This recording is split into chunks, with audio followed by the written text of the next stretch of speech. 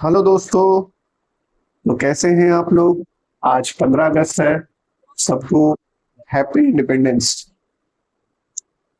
आज के दिन हम लोग 15 अगस्त 2047 को आज़ाद पाए हैं और हम लोग ने एक नया जिंदगी स्टार्ट किया था। तो आज जो भी हम लोग लाइफ जी रहे हैं, तो आज का जो फ्रीडम है, आप सोचिए उस टाइम में क्या हुआ, क्या कितना मेहनत किए होंगे उन्होंने, फ्रीडम फाइटर लोग ने, जो आज हम लोग को इतना अच्छा फील हो रहा है फ्रीडम का। नहीं तो आज भी हम लोग किसी न किसी का गुलाम होते। तो चलिए दोस्तों, ऐसे मोटिवेशन के जरिए हम लोग को आज इतना प्राउड फील हो रहा है कि हम लोग आज इंडियन हैं। तो आज का सेशन हम लोग जरूर करेंगे।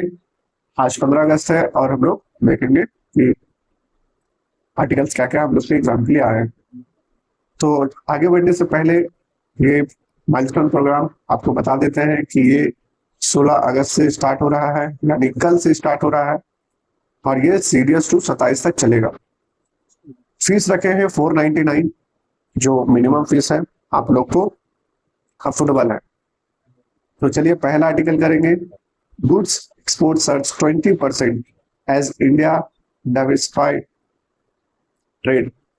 तो ये ट्रेड डिफिसिट के बारे में बात हुआ है। तो जुलाई में इंडिया को जो मर्चेंडाइज एक्सपोर्ट है 19.6% बढ़कर 44.2 बिलियन डॉलर पहुंच गया है, जो इम्पोर्टेंट है। इंपोर्ट ग्रोथ में आपका 17.5% से ज्यादा है। इसका मतलब यह है कि हमारा सामान विदेशों में तेजी से बिक रहा है। इंपोर्ट के मुकाबले एक्सपोर्ट का रफ्तार बेहतर है।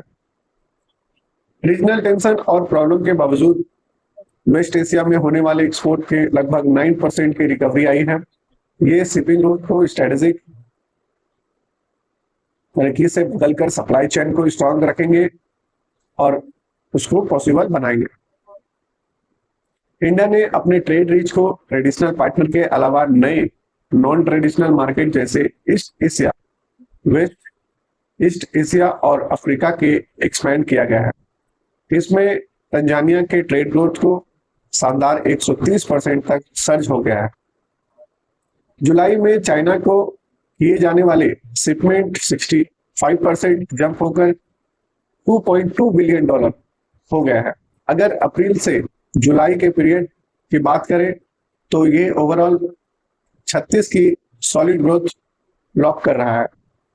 सर्विस इंपोर्ट 9.5 और सर्विस एक्सपोर्ट 6.4 के मुकाबले ज्यादा तेजी से बढ़ेगा, जिसकी वजह से टोटल ट्रेड डेफिसिट बढ़कर 15 बिलियन डॉलर हो गया है।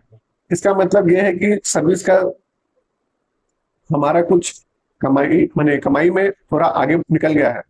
इंडिया के कंबाइंड एक्सपोर्ट 80 बिलियन डॉलर तक का पहुंच गया है, जबकि एक्सपोर्ट 95 बिलियन है। ये फिगर ग्लोबल मार्केट में इंडिया के सस्टेन और कंटिन्यूअस ट्रेड मोमेंटम को क्लियर रिफ्लेक्ट करता है। तो कंक्लूजन में देखेंगे दोस्तों, इंडिया का ओवरऑल ट्रेड परफॉर्मेंस काफी स्ट्रांग रहा है और रेजिलेंस नजर आ रहा है, जिसमें मर्चेंडाइज एक्सपोर्ट और नए मार्केट में एक्सपेंशन का मेजर हाइलाइट्स है। चाहे रीजनल डिस्ट्रप्शन हो या सप्लाई चेन की चुनौती, स्ट्रेटेजिक पॉलिसी की वजह से आपका ग्लोबल फुटप्रिंट लगातार कमजोर हो रहा है, जो फ्यूचर इकोनॉमिक ग्रोथ के लिए एक बहुत पॉजिटिव साइन है। तो नेक्स्ट आर्टिकल करेंगे। Sexual history survivor continue to shadow rape right, expert ने कहा है। तो क्रिमिनल लॉ अमेंडमेंट एक्ट 2013 के और न्याय संहिता अभियान उसके सेक्शन 149 क्रॉस एग्जामिनेशन के दौरान कैरेक्टर्स असेसमेंट करने पर स्ट्रिक्ट रिस्ट्रिक्शन लगाता है, जिसका मतलब यह है कि विक्टिम के पास्ट के बारे में सवाल करके उनकी इमेज खराब ना की जा सके। फेयर ट्रायल के लिए जरूरी है कि फेयर जेंडर स्टेरियोटाइप पर नहीं बल्कि ऑब्जेक्टिव फैक्ट पर बेस हो। अगर ड्यूडिसाइज इंजम्पशन पर भरोसा किया जाए तो कोर्ट की जुडिशियल इंटीग्रिटी इरोड होती है और न्याय में कमी मिलती है। ट्रायल कोर्ट में डिफेंस कंसेशन को अक्सर जो स्टैट्यूटरी रूल के बाईपास करने के लिए सर्वाइवर के मोरल कंडक्ट के तरफ इनडायरेक्ट इशारे करते हैं। ऐसा इसलिए किया जाता है कि ताकि उनकी विटनेस क्रेडिबिलिटी को कमजोर किया जा सके। State of Punjab versus Gurmeet Singh 1996 जैसे पुराने प्रेसिडेंट के स्टेप जो स्टेब्लिश करते हैं कि अगर सुपरवाइजर के टेस्टिमोनियल क्रेडिट है तो अकेले उसके बयान पर कन्विक्शन हो सकती है। हर जगह मैंडेटरी कॉर्पोरेशन का एक्स्ट्रा प्रूफ जरूरी नहीं पड़ती है। रिसर्च से ये क्लियर होता है कि पुराना जो मॉरल बेस्ड और आइडियल विक्टिम के इमेजिनरी नेशनल जुडिशरी को रिस्ट्रिक्शन के लग तक स्ट्राइक करते हैं। इसके वजह से कोर्ट के सेंसिटिव आउटकम पर भी बुरा असर पड़ता है। सुप्रीम कोर्ट का जेंडर न्यूट्रल लैंग्वेज वाला हैंडबुक इसलिए बनाया गया है ताकि जुडिशरी स्टेरियोटाइपिंग और री-विक्टिमाइजेशन को खत्म किया जाए। इसका main M court room proceeding के दौरान इंस्टीट्यूशनल संरक्षण को प्रमोट करना है। तो कंक्लूजन में देखेंगे, जुडिशियल सिस्टम में जेंडर जस्टिस और फेयर ट्रायल को इंश्योर करने के लिए स्ट्रिक्ट लॉ के साथ साथ माइंडसेट बदलना भी बहुत जरूरी है। जब तक कोर्ट स्टीरियोटाइप से ऊपर उठकर सिर्फ फैक्ट और सुपरवाइजर के सर्वाइवर के क्रेडिबिलिटी टेस्टिमोनियल के बेस पर फैसले नहीं देंगे, जब तक रियल इक्वालिटी अचीव करने में मुश्किल रहेगा। तो नेक्स्ट आर्टिकल करेंगे 7 जज bench to hear case concerning legislative privilege from October 6। तो एक 7 जज के सुप्रीम कोर्ट बेंच का एग्जामिन करेंगे कि लेजिस्लेटिव प्रिंसिपल जो प्रिविलेज है सिटीजन के फंडामेंटल राइट के स्पीच जो फ्री स्पीच के ओवरसाइट करता है। इसका मतलब यह है कि लॉ मेकर के पावर आम नागरिकों के आजादी के बीच के टकराव पर यहाँ विचार होगा। ये पूरा डिस्प्यूट 3 में आर्टिकल के लीगल इंटरप्ले पर सेंटर्ड है। Article 19 sub clause A sub clause 1।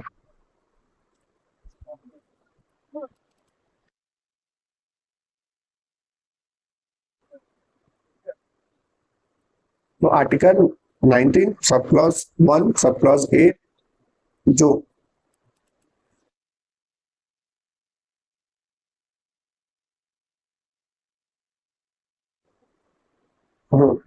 Sorry तो तबियत खराब है इसलिए article 19 sub clause 1 sub clause A जो फ्री स्पीच देता है, आर्टिकल 21 जो लिबर्टी प्रोटेक्शन करता है और आर्टिकल 19(4) सब क्लॉज 3 जो लेजिस्लेटिव पावर को प्रिविलेज देने की बात करता है।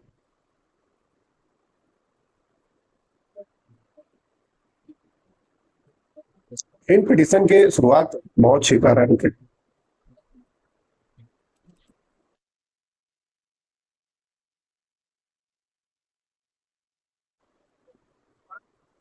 इन पिटीशन की शुरुआत 2003 के एक तमिलनाडु असेंबली रेजोल्यूशन से हुई थी, जिसके कुछ जर्नलिस्ट के क्रिटिकल एडिटोरियल कमेंट पब्लिश करने की वजह से अरेस्ट करने का ऑर्डर दिया गया था।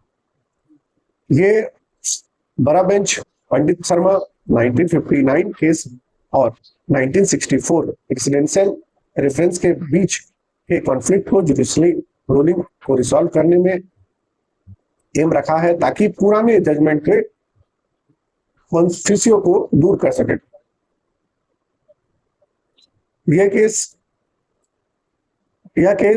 यह डिसाइड करती है कि क्रिटिकल रिपोर्टिंग और मीडिया कमेंट्री में जो असेंबली प्रोसीडिंग पर की जाती है वो क्या वो लेजिस्लेटिव जो प्रिविलेज है उसके बीच मानी जाती है कि नहीं। इस केस में यूनियन गवर्नमेंट को भी इम्प्लीड किया गया है और अटॉर्नी जनरल से रिक्वेस्ट की गई है कि वो कोर्ट को जो कोर्ट को एक ऑथोरिटी स्टेटमेंट और लॉ बनाने के असिस्ट करे। तो कंक्लूजन में देखेंगे ये केस लेजिस्लेटिव प्रिविलेज और फंडामेंटल राइट के बीच डेलीगेट बैलेंस को समझाता है और बिहाइंड महत्वपूर्ण है। इसका जो इंपॉर्टेंस है वो इसके बिहाइंड बहुत महत्वपूर्ण है। जो जब तक सुप्रीम कोर्ट के कॉन्फ्लिक्टिंग कॉन्स्टिट्यूशनल प्रोविजन और पास्ट प्रेसिडेंट पर एक क्लियर और डेफिनेटिव रूलिंग नहीं देती, तब तक मीडिया की फ्रीडम और लेजिस्लेटिव पावर के बीच में ये कॉन्फ्लिक्ट अनरिजॉल्व रहेगा। तो नेक्स्ट आर्टिकल करेंगे the constitutional limit on arrest. तो देखेंगे इस आर्टिकल में क्या क्या है। आर्टिकल 22 सब क्लॉज 1 और भारतीय न्याय संहिता में जो अभी BNSS के सेक्शन 47 ये मैंडेट करता है कि अरेस्ट करने वाले व्यक्ति के डायरेक्ट और मीनिंगफुल अरेस्ट के ग्राउंड के बारे में इन्फॉर्म किया जाए। इसका मतलब यह है कि अचानक या बिना कारण से किसी को भी पकड़ नहीं सकते हैं। वहां बताना बहुत जरूरी है कि आप किस लिए पकड़ रहे हैं। अर्नेस्ट कुमार 2014 केस में सुप्रीम कोर्ट ने ये रूल किया था कि 7 साल के कम पनिशमेंट वाले ऑफेंस के अरेस्ट के जो एक्सेप्शन होना चाहिए। इसका मकसद पुलिस पावर का गलत यूज और अननेसेसरी अरेस्ट को रोकना है। तो कोई भी आर्बिट्री अरेस्ट जो होते हैं आर्टिकल 14, 19 और 21 जिन्हें गोल्डन ट्रायंगल कहा जाता है उसे वायलेट करता है। 14, 19, 21 ये याद रखिएगा। 14, 19, 21 गोल्डन ट्रायंगल आर्टिकल है। ये आर्टिकल मिलके सब्सटेंटिव नेचुरल जस्टिस और फंडामेंटल पर्सनल लिबर्टी को प्रोटेक्ट करते हैं। आर्टिकल 22 सब क्लॉज 2 के तहत किसी भी अरेस्ट इंडिविजुअल को अरेस्ट के 24 घंटे के अंदर नियरेस्ट मजिस्ट्रेट के सामने रिड्यूस करना होता है, जिसके ट्रेवल टाइम इंक्लूडिंग नहीं होता है, ताकि अनलॉफुल डिटेंशन को अवॉइड किया जा सके। अगर शुरुआत के अरेस्ट के कॉन्स्टिट्यूशनल मैंडेट को वायलेट करे तो बाद में सभी जुडिशियल डिमांड ऑर्डर पूरी तरह से इलीगल और वॉइड हो जाते हैं। टेंटेड अरेस्ट पर आगे की लीगल प्रोसीडिंग टिक नहीं हो सकती। आर्टिकल 22 मैक्स 3 महीने तक के प्रिवेंटिव डिटेंशन के परमिशन देता है। अगर इससे ज्यादा एक्सटेंशन करना है तो एडवाइजरी बोर्ड से अप्रूवल लेना स्ट्रिक्टली रिक्वायर है। तो कंक्लूजन में देखेंगे क्रिमिनल जस्टिस सिस्टम में जो पर्सनल लिबर्टी को सेफगार्ड करने के लिए प्रोसीड्यूर सेफगार्ड और कॉन्स्टिट्यूशनल प्रोविजन बेहद क्रूशियल है। जब तक पुलिस और अथॉरिटी अरेस्ट और डिटेंशन के दौरान इन स्ट्रिक्ट रूल को टाइमलाइन को फॉलो नहीं करेगी, तब तक सिटीजन फंडामेंटल राइट के रियल प्रोटेक्शन पॉसिबल नहीं है। तो नेक्स्ट आर्टिकल करेंगे यूरोप्स AI रूल में बिकम इंडियाज अपॉर्चुनिटी। तो यूरोपियन यूनियन के ये रिस्क बेस्ड जो लेजिस्लेशन कुछ स्पेसिफिक आर्टिफिशियल इंटेलिजेंस एप्लीकेशन को प्रोहिबिट करती है, जबकि हाई रिस्क और लिमिट रिस्क सिस्टम के स्ट्रिक्टली रेगुलेट करती है। इसका मतलब यह है कि AI टेक्नोलॉजी के यूज पर उनके रिस्क के बेसिस पर स्ट्रिक्ट रूल बनाए गए हैं। ये एक्ट स्ट्रेटेजिक सॉफ्टवेयर डिप्लॉयमेंट को अश्योर करता है, जबकि इंडिया के dynamic IT service model post approve को क्रिएटिव सर्विस मॉडल को अपडेट करता है और हेवी रूल रिलाई करता है। इस जो डिफरेंस के वजह से इंडियन IT सेक्टर के लिए कंप्लायंस एक बड़ा बॉटलनेक बन गया है। अगर कोई अनप्लान या बेस्पोक इंप्रूवमेंट की वजह से किया जाए तो AI के मॉडल को इंटेंडेड पर्पस को बदल देगी और आर्टिकल 43 के तहत मैंडेटरी और time consuming fresh conformity assessment trigger हो सकती है। ये प्रोसेस काफी लंबा और कॉम्प्लेक्स होता है। हाई रिस्क डॉक्यूमेंटेशन टेस्टिंग और टेक्निकल ऑडिट के कारण इंडिया के स्किल लीगल और टेक्निकल वर्कफोर्स के लिए ग्लोबल सर्विस अपॉर्चुनिटी क्रिएट करती है। इसे देश के जो प्रोफेशनल के लिए विदेशों में नई महंगाई पैदा करता है। India European union free trade agreement European union के रेगुलेटरी फ्रेमवर्क के अंदर डोमेस्टिक कॉन्फर्मिटी असेसमेंट बॉडी रिकॉग्नाइज करने के लिए इंस्टीट्यूशनल पाथवे ऑफर करते हैं। इसके दोनों रीजनल के बीच ट्रेड और कंप्लायंस को इंटीग्रेट आसान होता है। यूरोपियन यूनियन ने हाई रिस्क कंप्लायंस डेडलाइन को दिसंबर 2027 तक एक्सटेंड किया है, जिससे इंडिया एंटरप्राइज को एडेप्ट करने के लिए क्रिटिकल ट्रांजिशन टाइम मिलेगी और ये एक्सटेंशन कंपनी के रूल के साथ अलाइन होने के मौका देता है। तो कंक्लूजन में देखेंगे, European union AI act Indian IT sector के लिए एक तरफ जहां स्ट्रिक्ट कंप्लायंस और प्रोसीड्यूरल चैलेंज लेकर आता है, वहीं दूसरी तरफ ग्लोबल ऑडिटिंग और लीगल सर्विस के लिए नए डोर भी खोलता है। एक्सटेंडेड टाइमलाइन और ट्रेड एग्रीमेंट के प्रॉपर यूज के इंडियन एंटरप्राइज रेगुलेशन सिर्फ अपने फेवर में बदल सकते हैं। तो दोस्तों, आज के आर्टिकल खत्म होते हैं। तो कल से ये टेलीग्राम प्रोग्राम स्टार्ट हो रहा है, तो आप लोग जरूर जुड़े और इस सेशन का जो डिसिप्लिन जो चलेगा इसमें टेलीग्राम में, उस डिसिप्लिन में जो आप तो पढ़ रहे हैं, पर इस डिसिप्लिन के साथ आप डेली टारगेट पूरा करेंगे तो आपके मार्क्स में ज्यादा नंबर आने का पॉसिबिलिटी बढ़ जाता है। तो आप जरूर इसमें ज्वाइन। तो वीडियो अच्छा लगा हो तो आप जरूर उसको वीडियो को लाइक करें, क्वेरी को कमेंट करें और वीडियो को शेयर करें अपने दोस्तों में।